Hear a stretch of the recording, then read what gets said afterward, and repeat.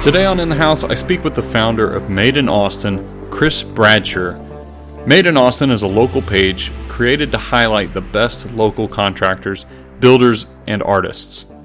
Made in Austin serves as a valuable resource for clients looking for reliable contractors in the Austin area.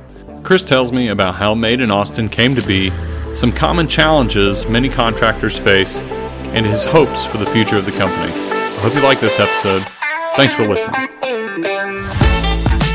Upgrade your construction layouts with Trademarks. These heavy-duty vinyl markers are designed to withstand harsh job site conditions. They're durable, waterproof, and perfect for marking locations for electrical, plumbing, HVAC, and more. Available in trade-specific colors, Trademarks make communication with your team simple, professional, and reliable. Whether you're recording benchmarks, elevations, or center lines, Trademarks ensure your layouts stay intact, even under heavy traffic. New customers enjoy 15% off at checkout. Visit trademarklayout.com to get yours today.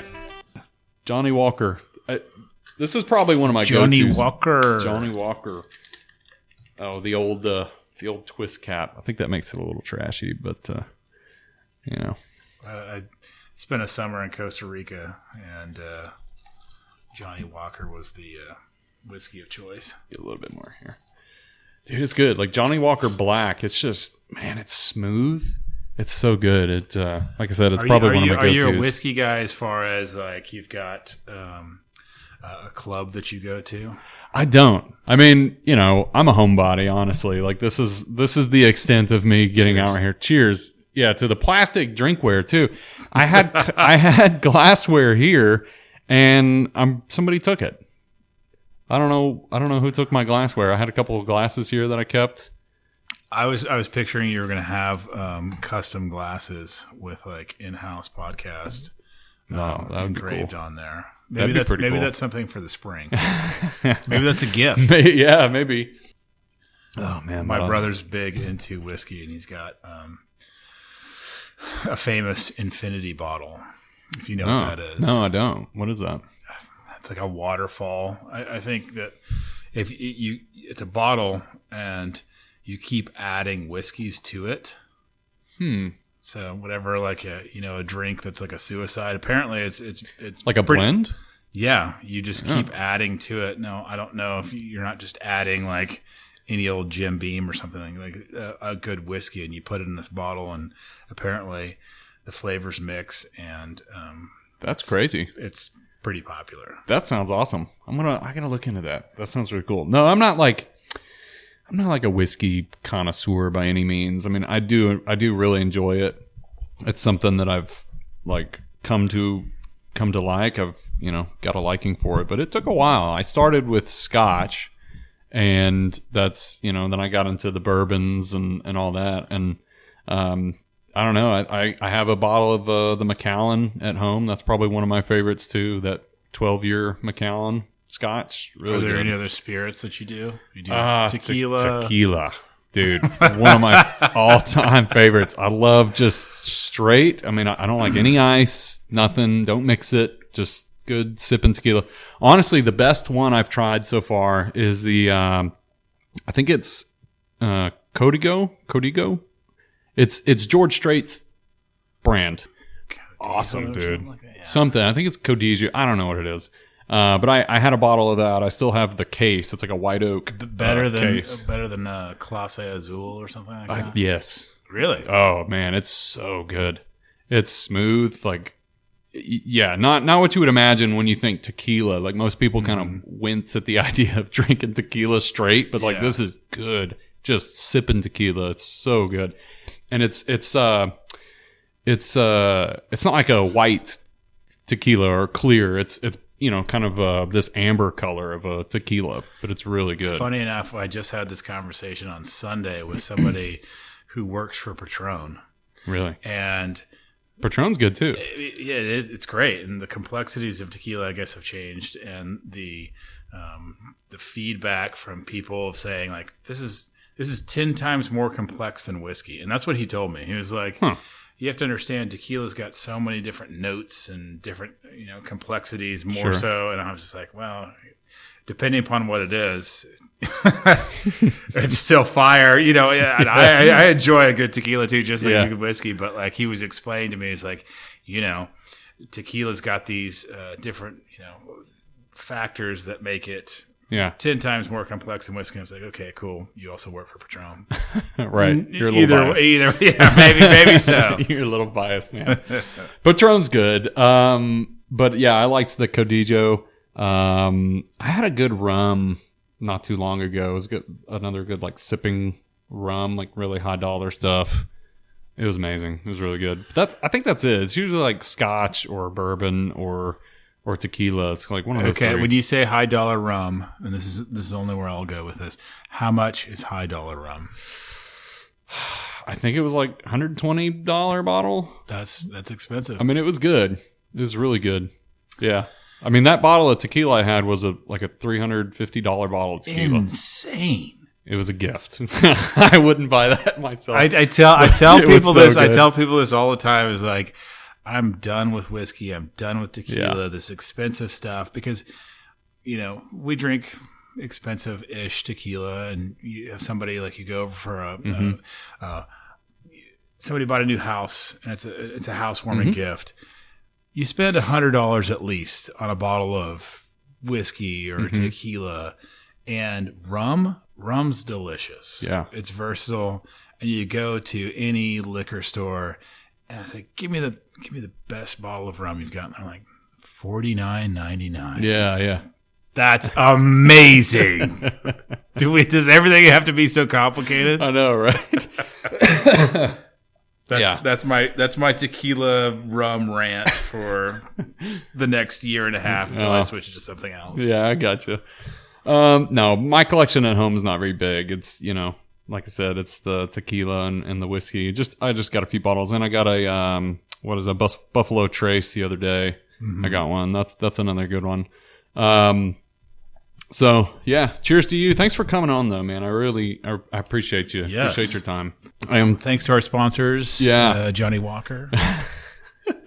No, but U.S. Lumber, they've definitely been a big supporter of the show, and if it wasn't for Ben and the team over there, this podcast probably wouldn't happen. So thanks to U.S. Lumber. They've got some great stuff. Their service is tremendous. We use them all the time. So very cool. Yeah, they're great. But so tell me, you run the Made in Austin Instagram page and soon to be website. But what is Made in Austin? Like, what's the goal behind that model? I think it's more specifically the Instagram, and it will be website, but the visual representation of what you're getting is what the important part is. So Made in Austin, the whole idea behind it is showcasing builders, contractors, artists, architects and designers as well. What we're building in Austin is, I think, really important for everyone to see. I care about it a lot because I'm a local. And, we could do this anywhere, but I want to see who's doing it in Austin.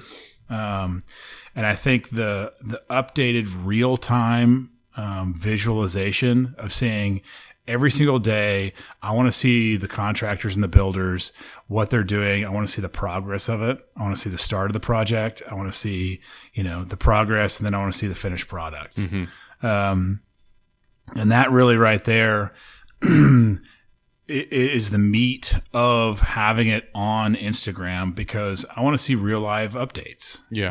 I don't want to flip through a catalog of something that you've done years ago and see just finished products of work. Right. Because I don't get that. I say, oh, wow, that's beautiful. That's 2 seconds and then it's gone. Right. I want to follow this story, especially just like Daglish. I want to see, like, you start, you go through this, and what are the challenges that you face, and I want to see it being built. That stuff is interesting, and I think a lot of people are into that, and they want to see that process. Yeah, I agree. It's like a peek behind the curtain. I always see, like, social media as this double-edged sword. Like, it can be a useful tool if you use it that way. It can also just be a huge time waster. So it's like you got to be careful with it. But yeah, it's amazing to see like some of the awesome work that people do, you know, and like I said, you get a view of the whole process. You know, yeah, you can see you don't just see a finished product. You know, everybody does the glamour shots at the end of the job, and you know everything's done up for the pictures, and pictures look great, but you can't really zoom into the fine detail. So it is nice to kind of see the process and like what values they stand for, and Right. you know, how they run the business, how they treat their customers, how do they treat their subcontractors, this, you know, the cleanliness of the job site, things like that you know you don't get to see on a day-to-day basis. So that's valuable. That does add a lot of value for sure. So you wanted to start a website. Tell me about that. What's the, like, where's this heading? Well, what's cool about it right now is that I don't know. Okay. You know, I started this, the basis of this, why I started this. I started in 2018, partnering with Urban Landscape Group and building up their social media as a way to showcase the projects that we had completed. When I started, we had done so much work that wasn't documented. And, you know, my business partner, Jeff, would drive around and, you know, he could point to things like, oh, we did that house, we did that gate, and look at those trees, and look at that patio. You know, there were so many things. It was like, it was undocumented. And I went on appointment after appointment, not being able to just pull up a photo or a video saying, hey, this is what we're capable of. This is what we're capable of. This is what is possible. And I think it was just frustrating to me. So I wanted to document that moving forward to every client that I went to, potential customer, saying, hey, we can do this. Yeah. And having that instant visual representation of what it is. So that's how it all started. And then it kind of turned into something a lot more of being, you know, hey, this is a huge lead generation, you know, tool. It's not just like everybody says, word of mouth. Word of mouth is great. We get word of mouth too, but we also have instant, you know, transparency with potential customers of saying, hey, check this out. Yeah. You know, you're interested. You want a pergola, you want a patio, you want a pool, you want all this stuff. It's like, we just built this, and you can watch the story of us just building this. Right. You know, that's better than a Google review from 2 years ago of saying, oh, they did a great job, you know, or like I said earlier, it was like somebody's brother-in-law said, oh, you need to use them because they did great work. Yeah. It's like, that's not as valuable as seeing it like right there at your fingertips. Yeah. And that's why I was like, you know what? Other people want to see this stuff too. Yeah. And as many builders as I've worked with in Austin and fabricators, we're building amazing things. And I don't think enough people are seeing those things. And especially from the contractor, sorry if I'm rambling, but from the contractor's perspective, they're not doing themselves enough favor by not showcasing what they're capable of. I want to see what you can build. Yeah. I want to see it in real time. What did you build yesterday? What did you build last week? Yeah. I want to have that information. And people who are looking for work, the people who want you to do things for them, do these projects, they want to see that stuff too. Yeah. Why don't people utilize, I mean, it's a free resource, basically, you know, social media. What's the hang up? Why do they not want to use it? Well, there's a really, I don't know if it's like macho thing, but every contractor loves to talk about word of mouth. Yeah. And we don't need to market.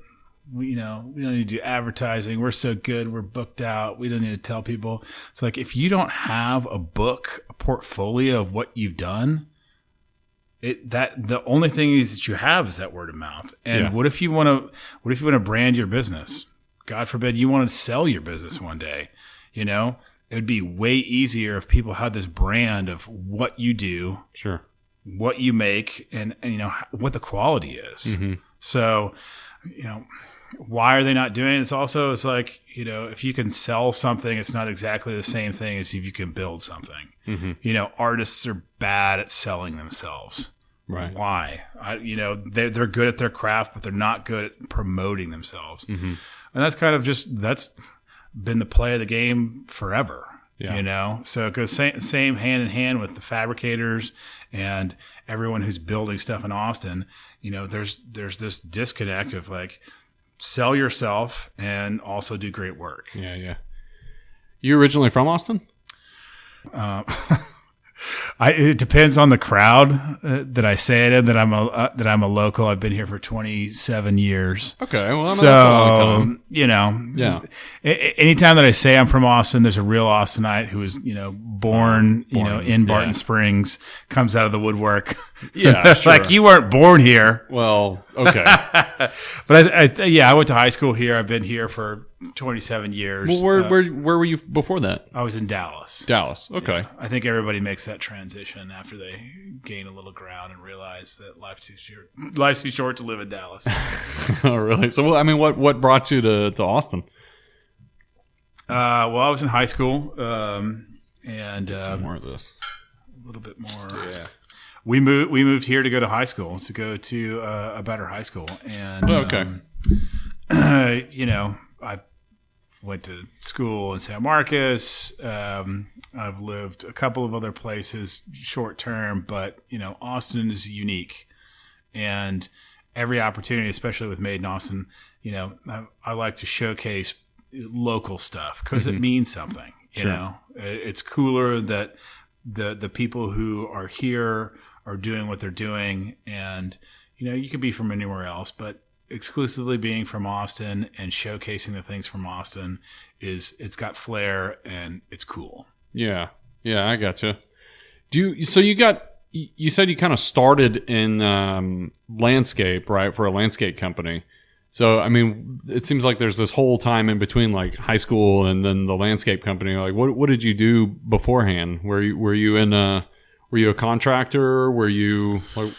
No. So prior to landscape, I was selling trees. I was selling trees and landscape materials. I did that for several years, and the reason how I got into actually working for a company was they were a customer of mine. Okay. So some friends of mine sold trees, and I got on board with them. Before that, I was doing golf stuff.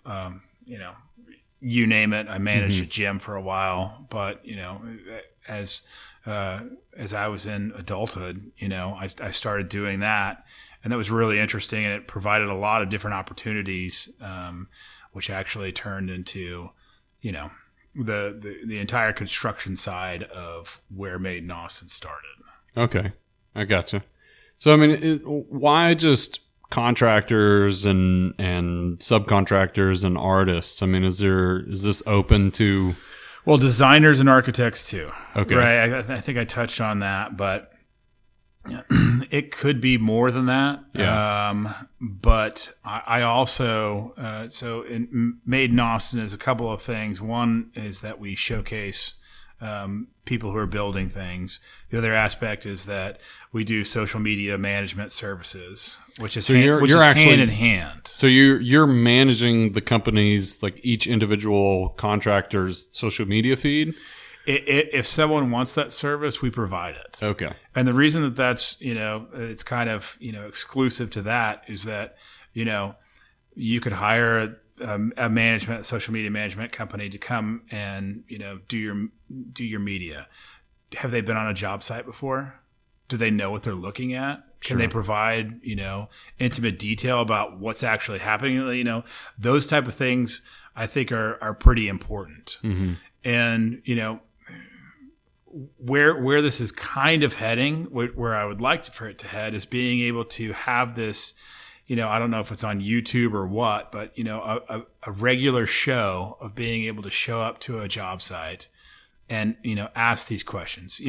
If you watch the Build show, you like, Matt Reisinger, like, I think he does a great job, right? Sure. He's also exclusively with home builders. He sells products, right? Sure. Yes. it's in the same vein, but it's different. Right now, what Made in Austin is, and it may change, but it's in a pure sense where I don't take money to advertise for people. I want this to be an open publication that people can just see all of the different contractors, no matter what. If I think it's cool, it's going on the page, right? I want to see cool stuff, and I don't. It's free right now from advertising. Like I said, who knows if that'll change? But like right now, it's pretty pure, and I think tons of people, especially homeowners, want to see that stuff, right? Yeah. So I mean, it's a resource for potential clients and homeowners. I mean, is there any vetting that goes on, with these contractors, or like hey, this is a reputable plumber, or this builder, has been around for a long time. They do great work, or right. So that's like part of my process. So I've worked with, I think, several home builders and contractors in Austin so far in the past, let's say 9 years. I don't know everybody. But what I will say is that me following different people's pages and watching their progress and watching their videos, I personally reach out to these people because I want to know their story.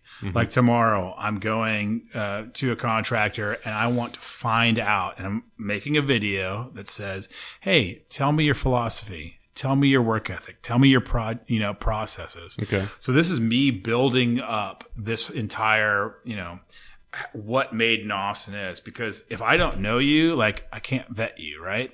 And so this whole process of going and talking to these people, why are you different? What are you guys doing? What did you build here? What were your challenges faced? All of this and like going and meeting people is part of that process. Now, there's lots of people that I don't know yet, and man, I've reached out to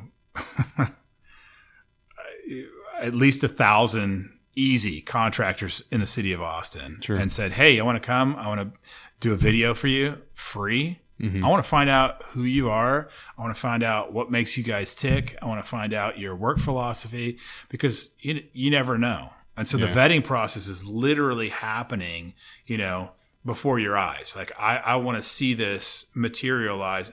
And so literally I'm messaging these people every day. Hey, I want to come and find out how you guys do it. Sure. Let's see it. And that right there is super interesting, because as I'm figuring it out and I make these videos, other people are figuring it out as well. So, do you ever show up and realize like, this guy is, he doesn't have it all together? Yeah. The answer is yes. And and I won't focus on that, because I think that everybody has, they're in different levels of their journey. Okay. Right. What I will say is that, especially when I repost people's work, it's not always this badass shot. It's not always this like cool, like whatever it is. The page is open to regular contractors. Gotcha. If it's cool, I put it on there. If it looks like something, it's like, if it's a regular patio that's done well, man, I like that.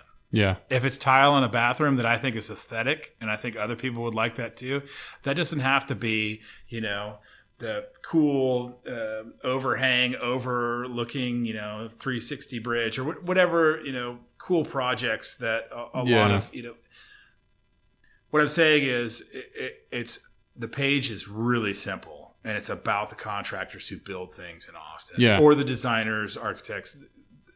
Really simple that way. Yeah. I mean, you're just showcasing people's work. Yeah. Yeah. You're just putting it all out there. Well, okay. So it's a free resource. I mean, how do you generate an income? I mean, what are you doing now? I mean, so the inverse side of Made in Austin is the social media management. Okay. I offer a service. Right. If you want it. If you're a contractor, I will manage your social media. We can do everything from, partial to full.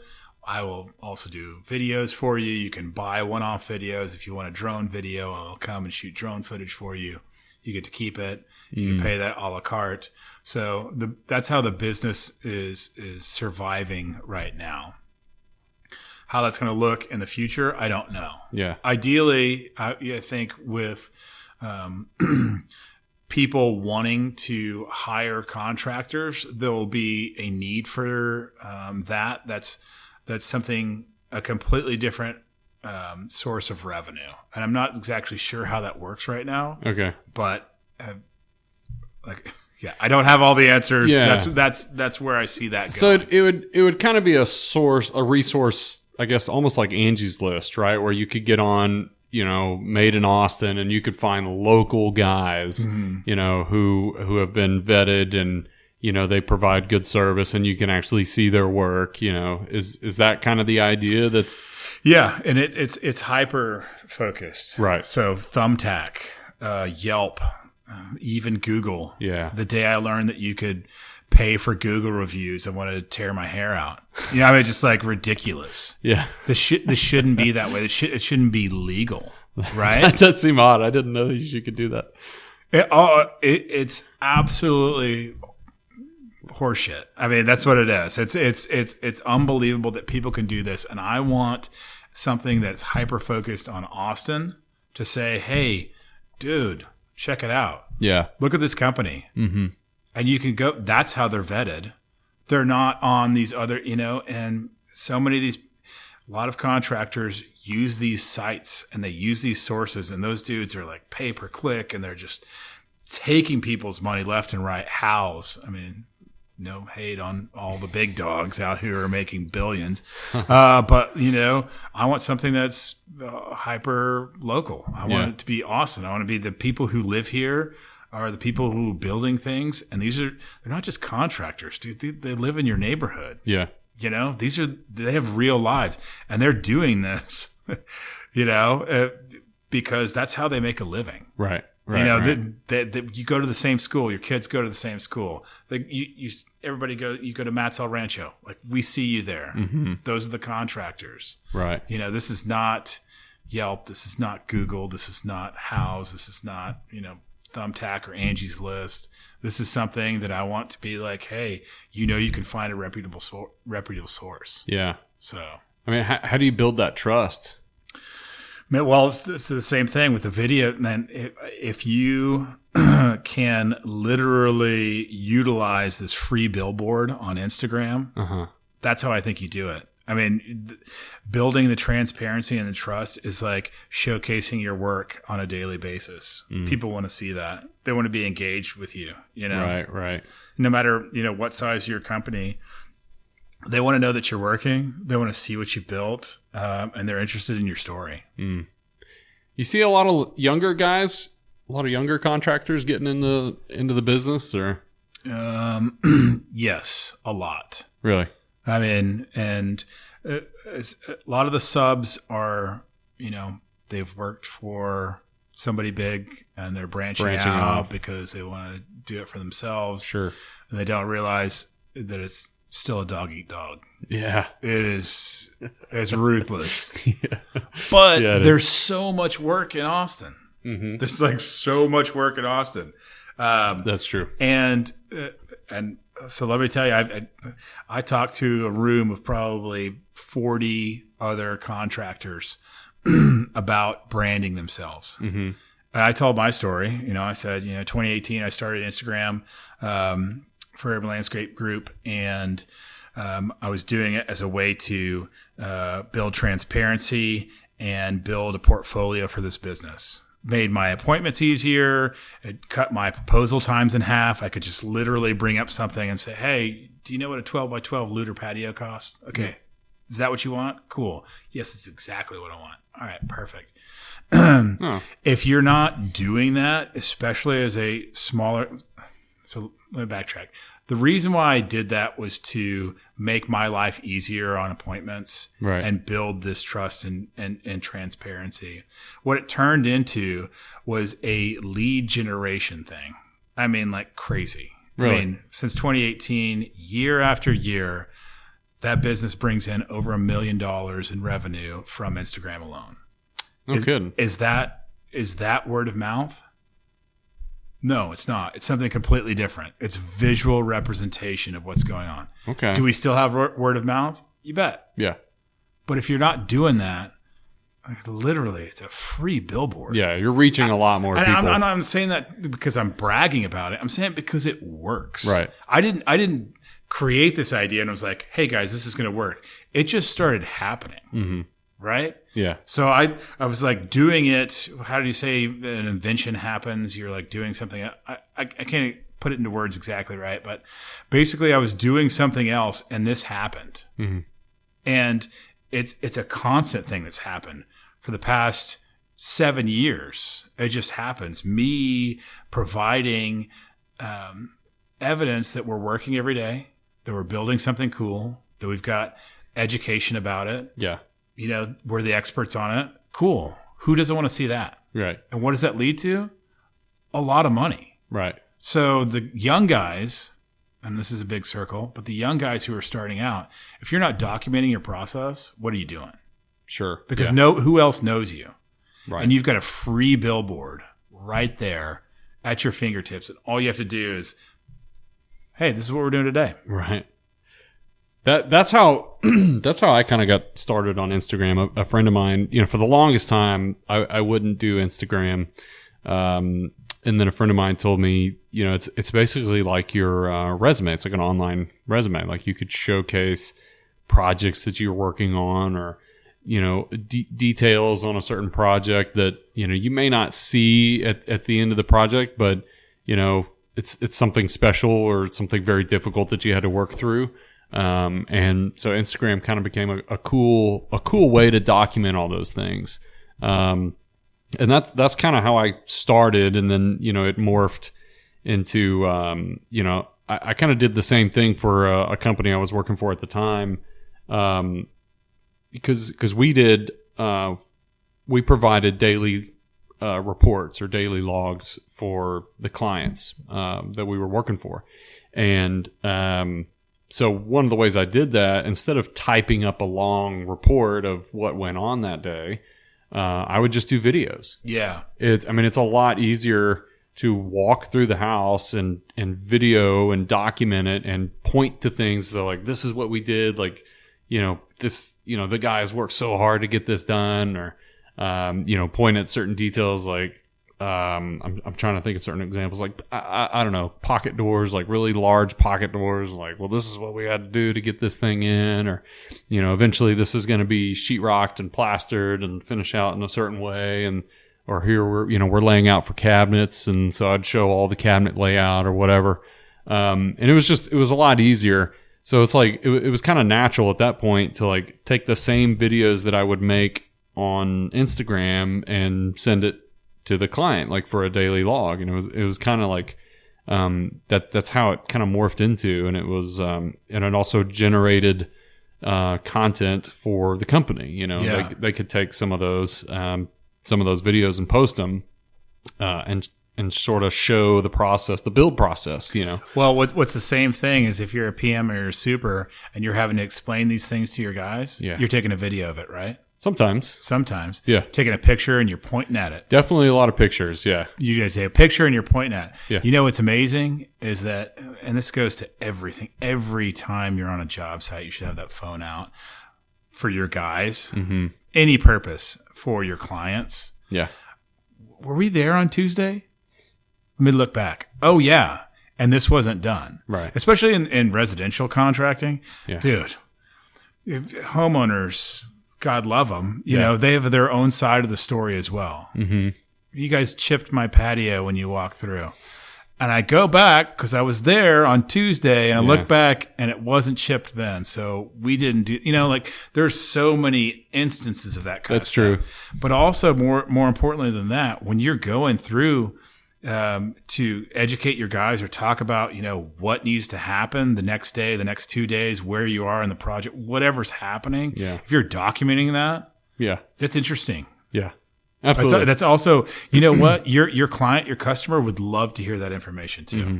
They would love to know how you thought about that process and what your next move is. Well, and a lot of it too was, I did a lot of videos on like waterproofing, window details, flashing details, and it might be boring to them. They might not totally get it. But it was also semi-educational. You'd be surprised. Well, sure. Okay. Maybe I would.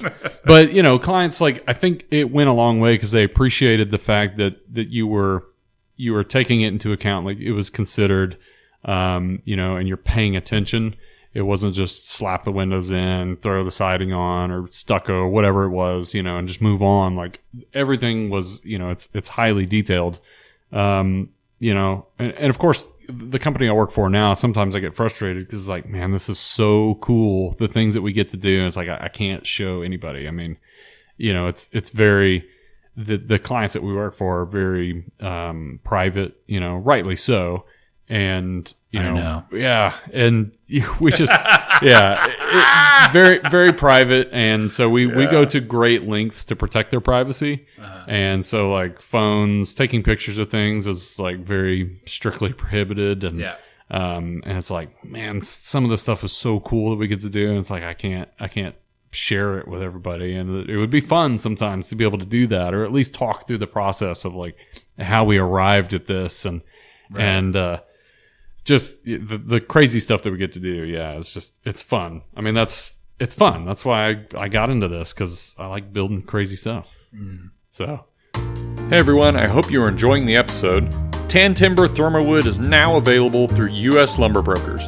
Made from sustainably sourced timber, Tan Timber Thermawood offers superior stability and longevity for your decking, soffit, and siding needs.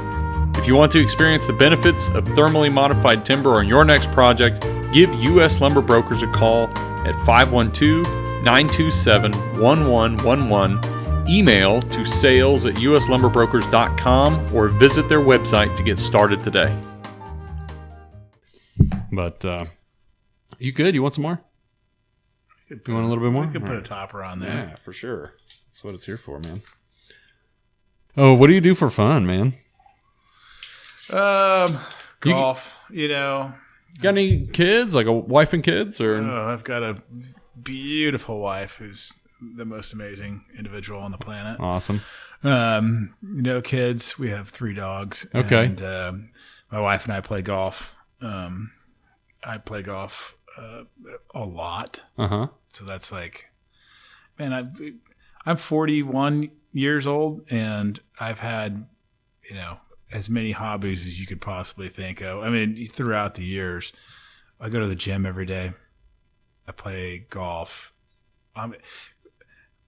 Probably once a week. Really? Yeah. You and your wife? You probably more than... Yeah? I definitely play she more enjoys than her. it? That's cool. Yeah, she loves it. It's a great time to...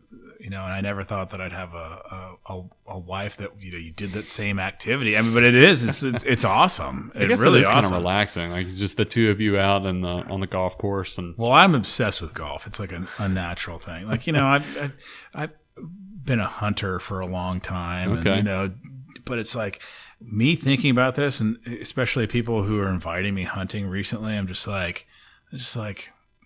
Being cold and sitting in a tree and just no, that is not anything. I used to play basketball 5 days a week, like all this stuff. Like, you know what? That's just not as good. I'm old-ish, and I need to preserve my body, and this is the one thing that I know that I can do. Yeah. And if I can not hurt myself, I can keep playing it for the next 30 years. Well, that's cool, right?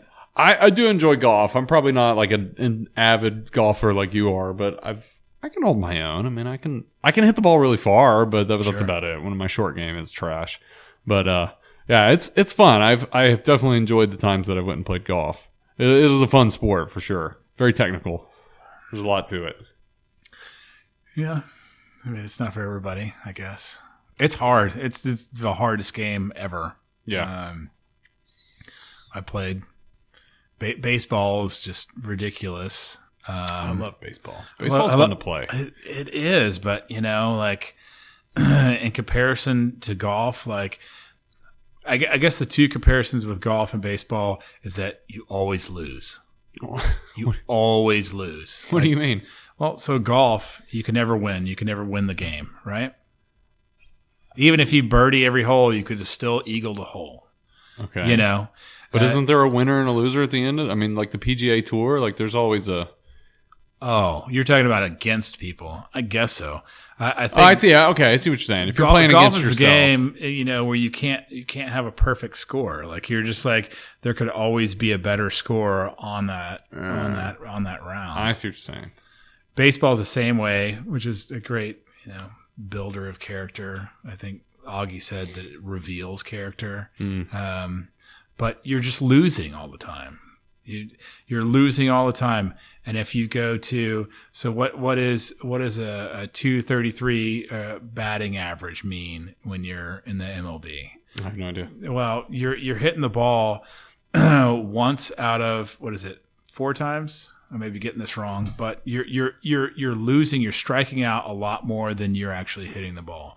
Okay. And even if you're hitting the ball and you're getting on base, the odds of you getting around the base and actually scoring a run.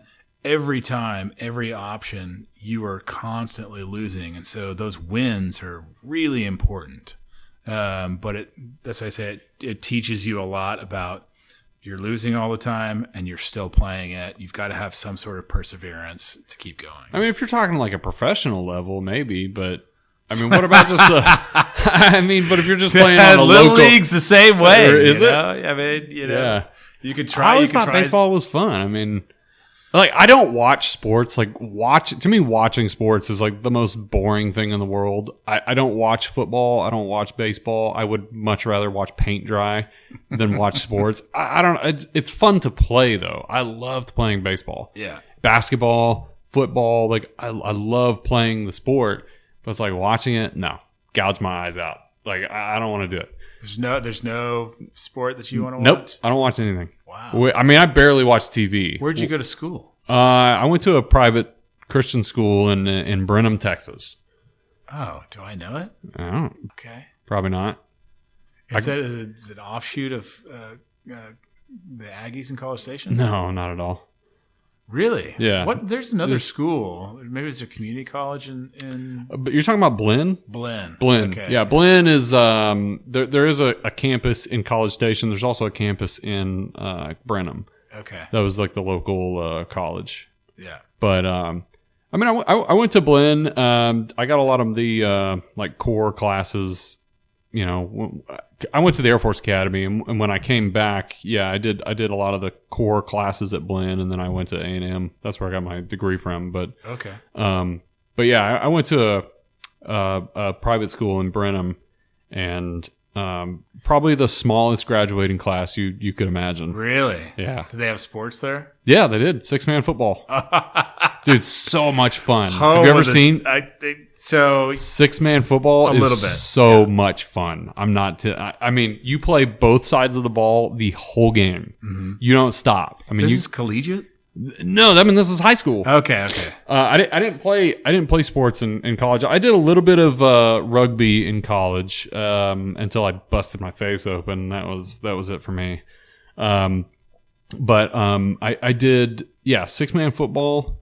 So much fun, dude. Yeah. You don't get to sit out. There is no like, oh, the offense is going out. Oh, now the defense is out. Like, no, you are the offense and defense. Yeah. So you play both sides the whole game, and that's way more exciting. It's so much fun, dude. 11-man football. I mean, especially when you get to the NFL, depending upon how you feel about it, it's so slow. It is slow. It's slow, and it's just like 6-man is fast. Right. It's exactly fast paced. Like you are moving the whole game. Yeah. The reason like my freshman year, the team didn't do so well. I think I think freshman and sophomore year, like we lost almost every game. But junior and senior, like my senior year, we went to state. We ended up losing by 2 points, I think. But like we dominated my senior year. And the reason why is because we were so better conditioned than everybody else. How many guys do you have on the sideline? I mean, we still had 10? No, we had probably oh man, I'm trying to think back. I think we had like 20 or 22 total players. Yeah. But I mean, you're good players. You keep them in. I mean, they're playing both sides of the ball. Oh, I mean, yeah. every now and then you'll come out, you'll get a breather, get some water, and then you get right back in the game. I mean, it's so you got to be. Yeah, but you're one-on-one coverage the entire time. Yeah, exactly. Yeah. But man, I played every single position on both offense and defense. I mean, you just got to be flexible. You rotate. You know, it's such a fun game to play. We dominated because in the third and fourth quarter, people were just after the half they were just tired, and that's when we would roll them over because That's really cool. we ran like during practices, we did so many dang sprints. Like we were conditioned so well that we would just dominate in the second half because everybody else was tired, and we were just like, we could do this all day. Yeah, it was so much fun. I mean, I was probably never been in better shape, you know, cardiovascular at least. So much fun, but yeah, I don't know where I was going with that, but yeah, I don't watch I don't watch sports. It's just not enjoyable. I tried to watch the Houston Texans. I got the shirt on right now. I tried to watch it for a while, but it was like, man, the games take so long, and you know, it's like up late at night, and you know, my wife's trying to sleep, and I'm watching the game. It was like, you know, it wasn't as enjoyable as I thought it was. And I tried to get into it, but it wasn't working. So it's like, and now with kids, it's like most of the time we just leave the TV unplugged. Like we don't even want them watching the dang TV. It's like, y'all go outside, take your asses outside, like, leave us alone, go play. Like that's what we did when we were kids. You know, it's like go outside, dig a hole. Like I don't care, go get the shovel and dig a hole. Totally. Go play in the dirt. You know, go get dirty. You know, do something. Just don't sit in front of the TV. Well, here's a good question. So maybe you've seen or talked to enough people who work construction now who are from that younger generation who grew up with the TV on. You know, I could tell you, I don't know if it's an interesting story or not. I think I was in the sixth grade. Yeah, sixth grade. And I rode my bike to school. Mm-hmm. And nobody knew if I got to school or not, and nobody knew if I got home. I mean, I'm talking about like I left in the morning and I went across, a couple lanes of traffic, easy. Yeah. I think I probably rode 2 miles to school on my bike. Yeah. And then my mom didn't get off work until 5 p.m. Dude, nobody knew where I was the entire day. And sometimes, I took off and went to the store and bought candy or just did whatever. I'm 6 years old. Self-sufficient. So that difference between people who grew up in that period of time, and I know it's a small, but those people are in the workforce now, and it's I don't know if you call them the iPad kids or whatever, but there's a huge disconnect. Yeah. I think there's a difference I've noticed with, how do I say it? Yeah, I think it's like being able to do something on your own without like needing to rely on others. Yeah, I think the generation, I guess that's just slightly younger. I guess what you allude to is the iPad generation. It seems like you can't give them a task, or you have to give them like one task at a time. And it's like that's all they seem to handle. It's like you need to start thinking for yourself. Like project forward, think ahead, what comes next, and prepare for that. But it's like, no, we can just like we got blinders on, and all we can think about is just the one task at a time. And there seems to be no self-sufficiency. And no, it's like, hey, I did what you wanted me to do. It's like, okay, great. Keep going. I shouldn't have to continue to tell you. Well, this goes into also like the age gap of contractors, of like how it's going. Obviously, there's new flooding of tradesmen coming into, your basic trades, right? Plumbing, electrical, framing, everything. Besides that, it's only people who are like 50 and above who are like working. And then you've got this younger generation that's like, 25. Right. And what are those 25-year-olds? Where are they coming from trade schools? Do they understand like basic anything of being on the job site and the construction world. Yeah. Probably not. I mean, yeah. I don't know. I mean, we've talked about like the age gap before, and the obviously not on your job sites. Yeah, there's definitely a lot of experienced guys on most of our projects. It's hard. And you know how that happens. How do you get experience? You got to take risks. Dude, they would take risks, and they had to have been there for a long time. Yeah. It's years. Yeah. Right? And there's the gap right now that's just like, man. That's why I guess that's a good way to put it. I haven't really run into a lot of real big risk takers. Like you got to be a risk taker, and that's why I think I like entrepreneurs so much, is because that's what you're doing. You're just taking a bunch of risks. It's like, I don't know how this is going to work out, but I'm putting all my time and effort into this, and I really hope that this works out and I'm successful. But it's a risk. My parents are entrepreneurs. They've been in business for 40 years.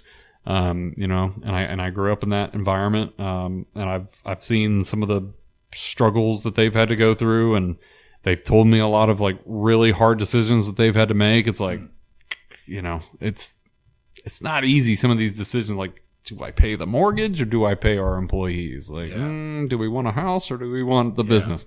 Like, that's a hard decision to have to wrestle through. And that's kind of where they ended up. And you know what? They had such a strong faith in God, and they were always faithful, and God took care of them. They always had what they needed.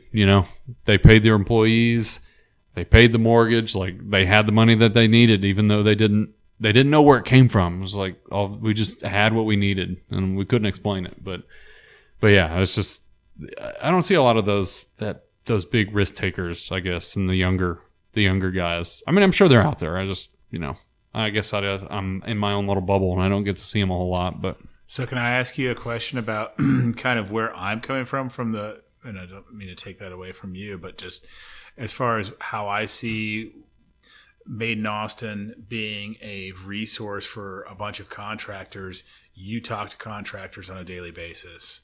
You are interviewing people who are in the same world.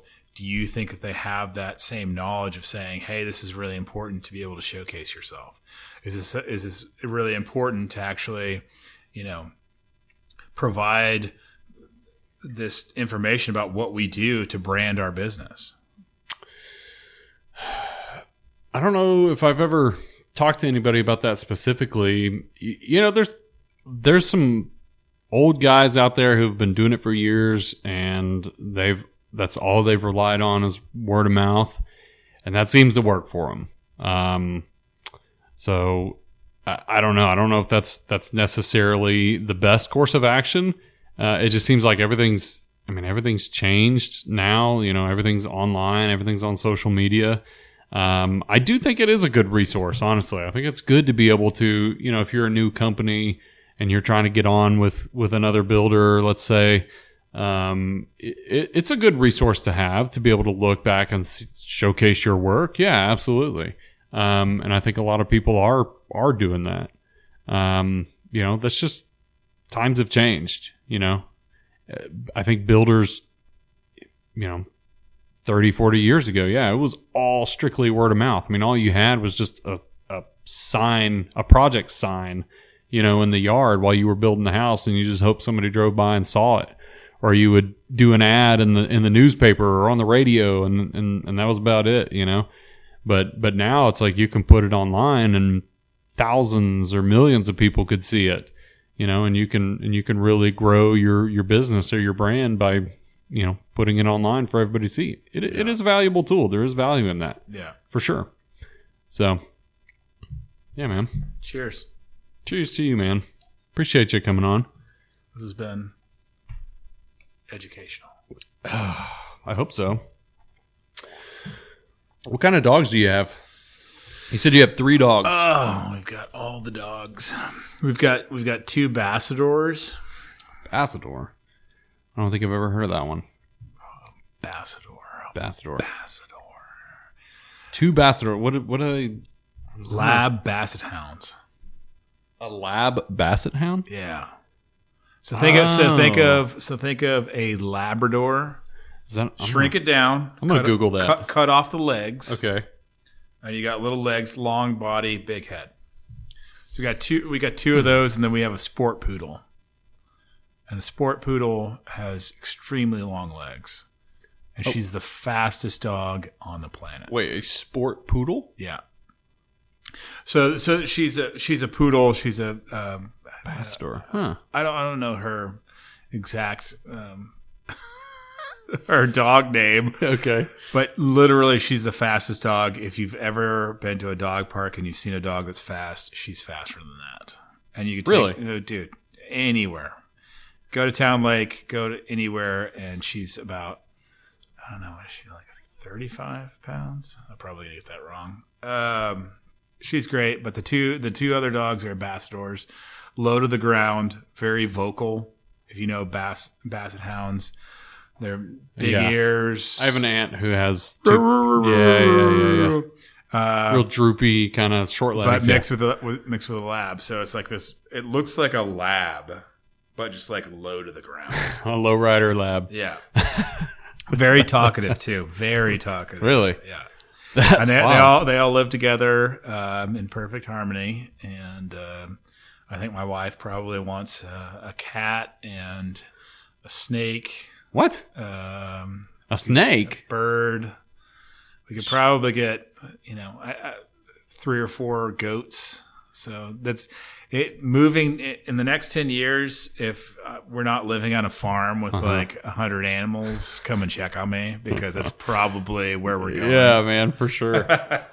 Dude, we had a couple of birds growing up. We had a cockatiel and a dove. The cockatiel was an asshole. First of all, that we found that thing when I was a kid. It was just out in the yard. It was injured. I don't know. We found it, and so we made a cage for it, and we kept it. And that thing lasted forever. Like since I was like in high school. I don't know how long those stupid birds last, but that thing was a dick. It would bite me all the time. Dude, birds are. It was so nice to Birds are amazing. Dude, it was so nice to my mom. Like it would always sing, and like it would sit on her shoulder while she was working, and it would, sing to her, and it was real nice. But as soon as I walked in, like I tried to grab it or whatever, mess with it, it would bite the crap out of me. And it hated me. Like me, my dad, my brother. I don't know what it was. It just loved my mom. That's something that you probably need to deal with emotionally. Outside. It was such an asshole. With your therapist. Maybe. Okay. And the dove was just annoying. My brother, I think, brought that dove home from like a county fair or something. And it would just make so much noise like early in the morning. It was a ringneck dove. And I was like, can we just release this thing and shoot it? Like it's, it's dove season. Let's just let it go, and then we'll shoot it out in the yard. But it would just, early in the morning, it would just make all this freaking racket, and God, it was such an annoying bird. I don't know why we had him, but yeah, my wife and I have 2 big old dogs. We love big dogs. She's always had Great Danes. They're Great Dane Mastiff mixes. Jesus. What are they called? Daniffs. But she's are Danish. Maybe. But she's always been into she's always been into like really protective, like big protective breeds. So she had like the Cane Corso.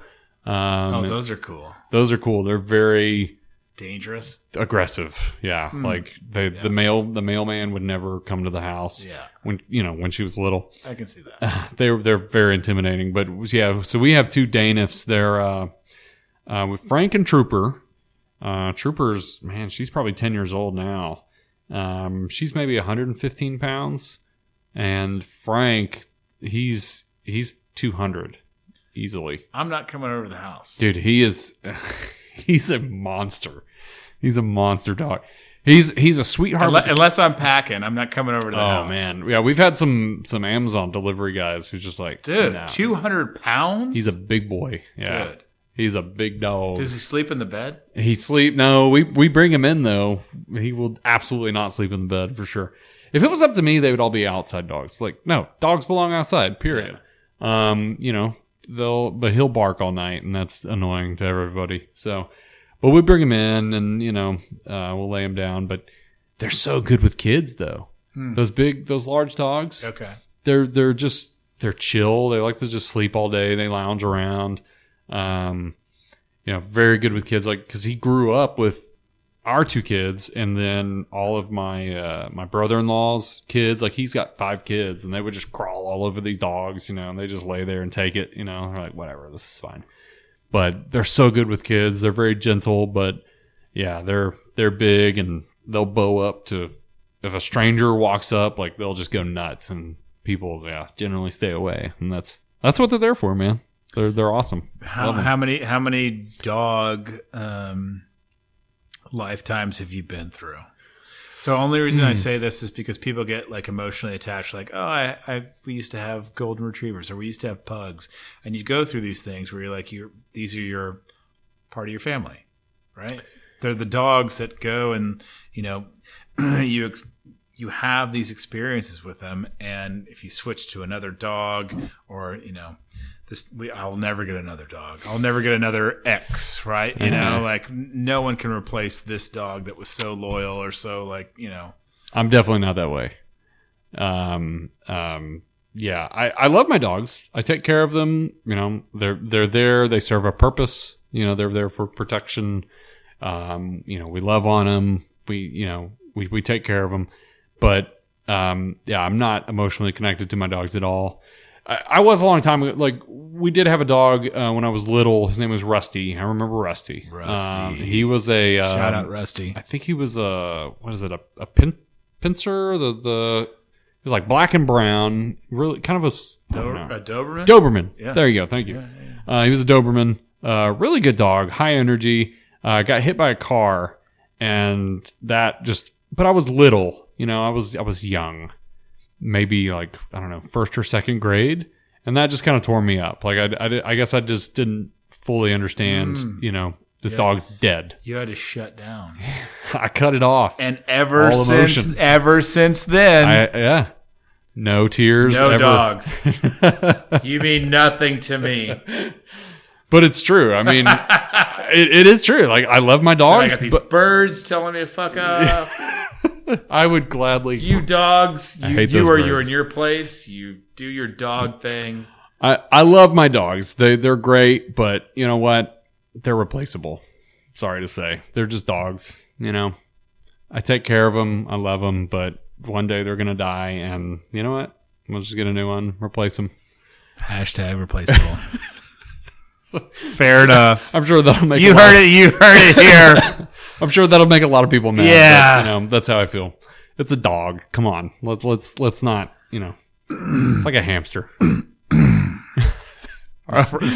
Frog in my throat. Hopefully you're not. No, I've got a picture, a tattoo of my dog on my back. No. Oh man. Well, that's a good place to end, man. Like I said, Chris, it's been a pleasure. I appreciate. Thank you. Yeah, I really enjoy the stuff that you put out. I like seeing everybody's work around town. Mm-hmm. I like to see what everybody's up to. And sometimes every now and then you'll post something that's like, oh, I worked on that house. It's pretty cool. Even though I can't say that because we're very private. But totally. Yeah. But I like seeing the stuff that you post. I think it's great. How cool is it to work at Daglish? It's there's nothing like it. I've my view of Daglish, and I only say this because I've actually been on some Daglish projects, and it's amazing. Yeah. And what we know, the public of what we know of Daglish, it's amazing. It's amazing. There's really no place. Shout out Daglish.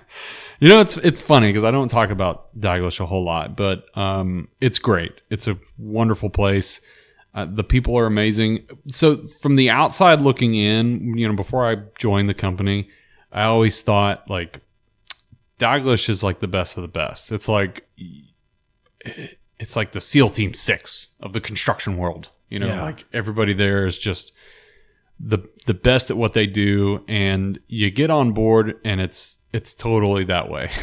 It's like, everybody has the same goal in mind, which is excellence. Nobody sucks. Nobody sucks. It's, everybody has strengths and weaknesses, but, everybody I think is put in a position where we really try to draw off of people's strengths, utilize everybody's good at something. So we try to really set the teams up in that way where you're utilized to your full, potential.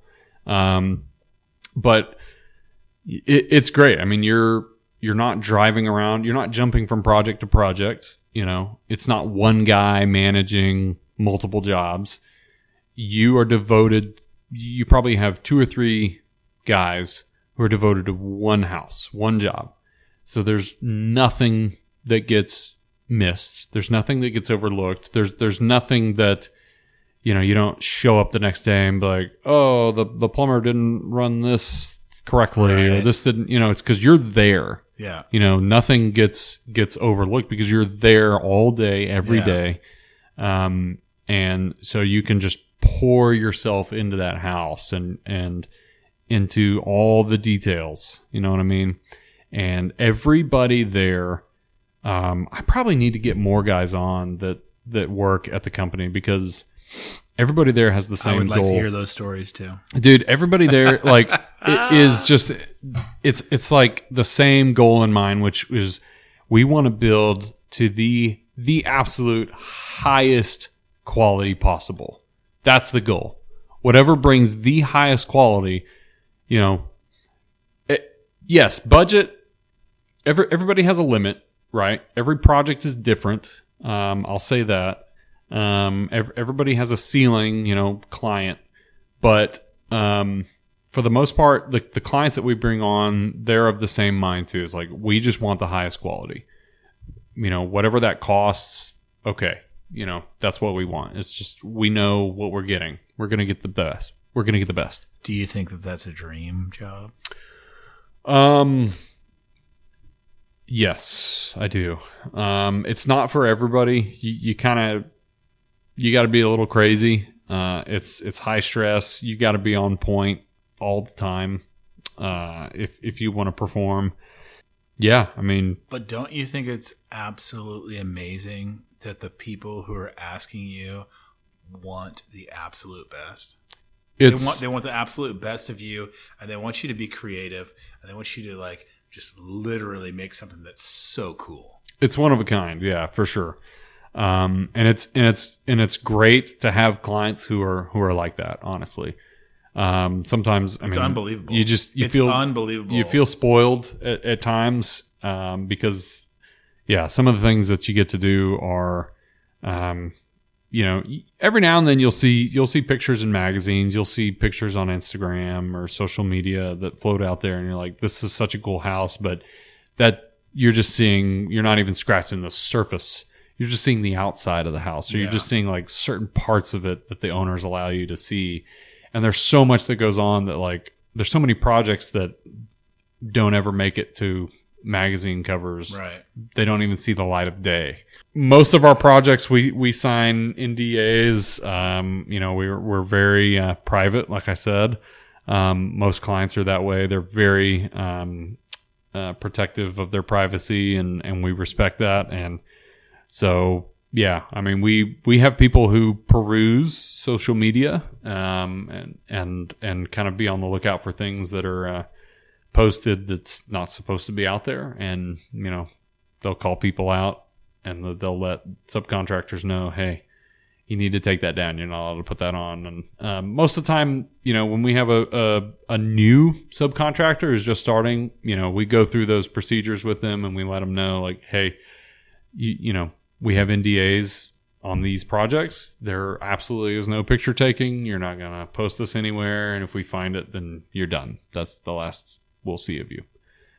There are some clients who probably... Those subcontractors are so happy to be on your job site. They can give what... They're taken care of, I'll say that. Yeah, yes, they are. They're, we bend over backwards to really try to make sure the trades are taken care of.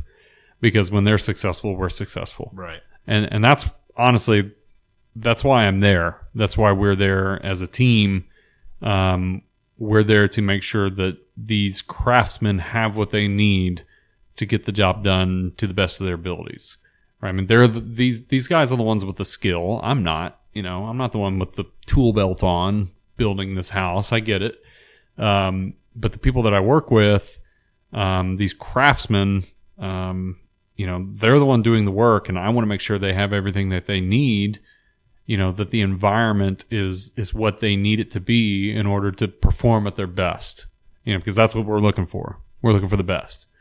And that's fun, to be able to facilitate that, to be able to provide, everything that people need to keep moving forward and to be successful, to be happy, to be taken care of and make sure that they can perform. And so that's fun. That's part of the challenge, so that's what I get to do. It's fun. It's absolutely amazing. Yeah. That's awesome. And if you're listening to this and you haven't been on a Daglish job site, it's unbelievable. Yeah. And if these guys, whatever, we're giving free press to Daglish right now, hashtag Daglish. Who cares? They're the best in the game. And, it's absolutely astonishing to see this work and to see the craftsmen and to see the people who are, and they're Austinites. Yeah. These are people building stuff in Austin that's so cool. Yeah, and outside Austin. I mean, oh yeah, we'll go anywhere. But yeah, it's fun. I don't see myself doing anything different. I mean, the things that we get to do is breathtaking. It's awesome. So, but Chris, yes. Appreciate you, man. And close it out. Big home run. Yeah, absolutely. Thanks for coming. I'm excited to see Made in Austin grow. And what's coming up. Hopefully you can make these shows, that you're talking about come to life, and looking forward to the website, dude. Let's, hopefully get it going. Cool, man. Cheers. Appreciate you coming on. And the plastic cups that we have. You can't even hear it. Thank you so much. Cool. Thanks, man.